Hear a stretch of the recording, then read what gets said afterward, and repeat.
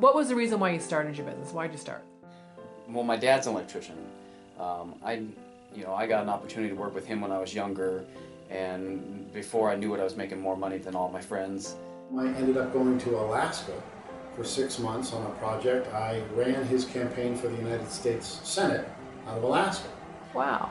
He didn't win, and when he didn't win, I thought this is as good time as any. I realized that I was doing so much more than just coaching people on how to lose weight or to eat better. That there was a deeper impact that I could have on them. I knew I didn't want to just keep pushing them over. I took this leap into this business because I had an epiphany, an experience, a self-awareness moment in which I caught myself living a life in which I was trying to please others. And I quit my job very unexpectedly. The words literally fell out of my mouth. One day, a customer walked in and asked my father, "Do you fix cars?" He says, "Yes." And my eyes opened wide. I said, "He never worked on a car before." And then the customer said, "Do you work on alternator?" And he said, "Yes." That made my slanty eyes really wide. That was basically exactly it in a nutshell. I was either going to have to buy it or go find a job. My first business I had on my own was a sleepy little auto parts store in 1976, and I think I've had 6 other businesses since then, so this is my thing. Well, I've always been fascinated with leadership and curious about why certain individuals who have great degrees, excellent pedigrees, wonderful experience, don't succeed.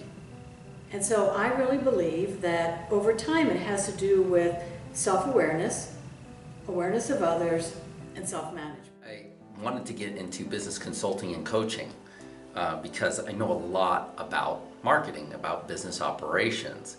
Well, it's much harder to get clients for coaching than it is to attract clients from a retail perspective. And I was working with Jimmy on a project, and he kind of came to me and he said, "Hey, listen, if you would like, I've got this patio furniture store that I'm trying to get going, and if you would like the opportunity, you can come in and be 50% partner with Valerie and I." And around that same time, Pella did a huge reduction in force, and I got caught in that. So really, like, the coincidence and the timing couldn't have been better, but it was literally like one day I'm a Pella windows and doors corporate sales rep, and the next day I have no idea what I'm doing, but I decided to become an entrepreneur. I was getting a lot of requests from different organizations to come in and, take a deep dive and look at their company culture and talk to their C-suite about how to help them implement these programs in a meaningful way. And so I just made good sense for me to take the skill set that I had learned in school and then put into practice into place in the community to help different businesses.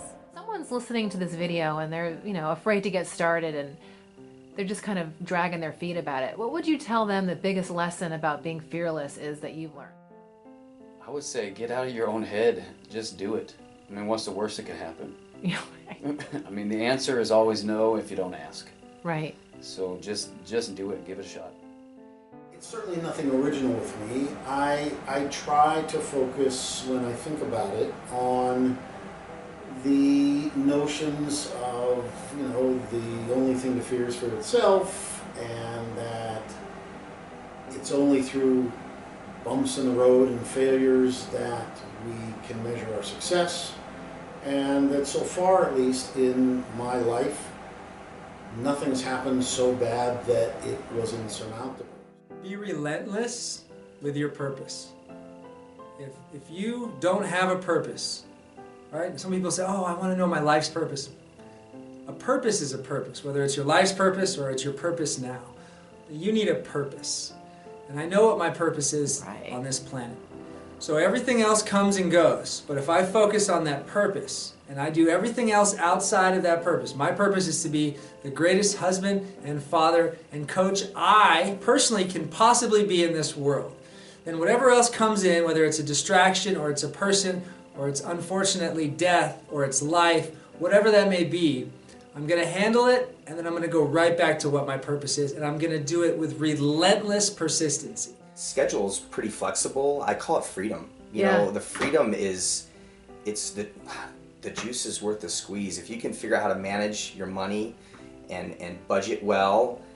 If you can get your costs down, I guess recommend to somebody that's starting, if you get your bills down and just be conservative and build up your reserves when things are going well.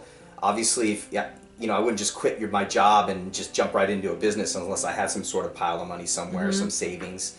I would probably just start doing some stuff, some moonlighting, in the evening or on the weekends. You know what? It's about being authentic.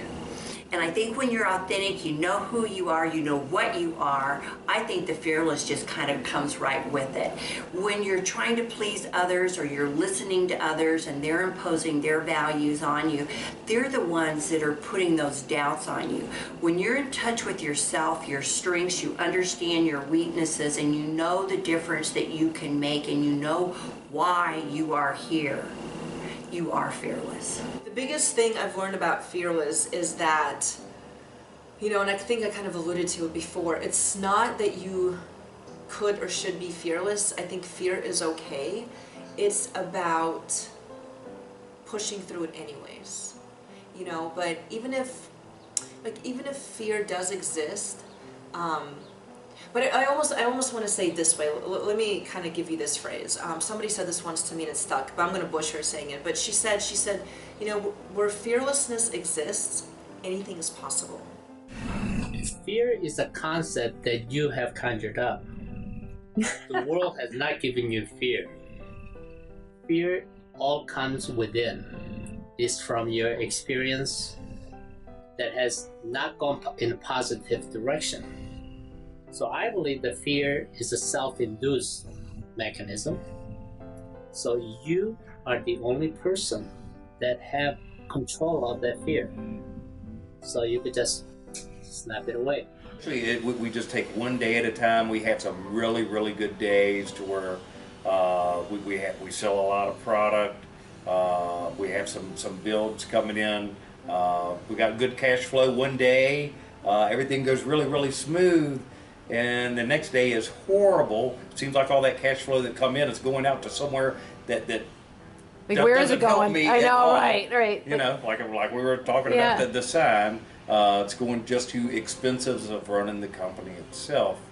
So we just take one day at a time. Well, first of all, with public speaking, I always say I'm not a professional public speaker, because I do not mind getting up there and not being scripted and not being prepared. I kind of like to shoot from the hip, which I know is the wrong way, but gee, Chuck, aren't you afraid to get up in front of all those people? Well, no, because people shot at me before. That was different than looking out at this audience, right? The perspective, right? Yeah. So that's, I guess, a big thing of it. But as you get confidence in your ability, that's the biggest thing. All of us should make a list. I will give this to the audience of this, is sit down and make a list of all the good things, all the successes you have, not the bad things, but all your successes. And if you do that, you will get this feeling of confidence in your stomach, because you'll say, wow, I shouldn't be worried about this, because look at what I've accomplished. A, B, C, D, E, I am pretty good. And when you can say to yourself, I am pretty good, then the fear goes away and you'll have healthy apprehension, in my opinion.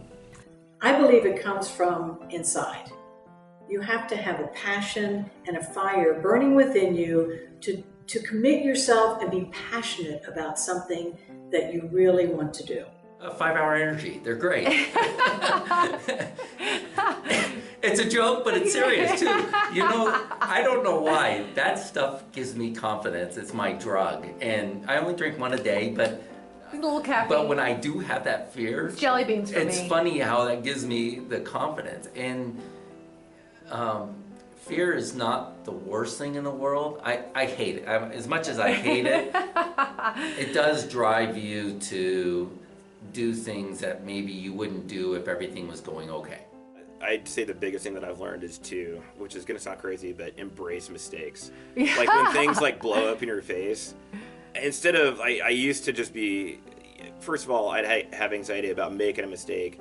I didn't ever want to make a mistake. And then when I did make a mistake, it was a huge deal, and I would try to either run away from it or define it, figure it out, categorize it. Yeah, exactly. Overanalyze Blame, it. overanalyze, yeah, blah, blah, and, now after working in the business for, several years, it's much easier. I've learned to lean into the mistake, lean into the turn, lean into the problem, and get it taken care of right away, and get on top of it. And I think the more that I make a mistake, the more that it's a learning experience for me, and I realize that now, versus, you know, something that's a risk to the business. Moving forward, you know, really I try to keep in mind the mantra that my parents taught me, which is just really, if you put your mind to it, you really can achieve it.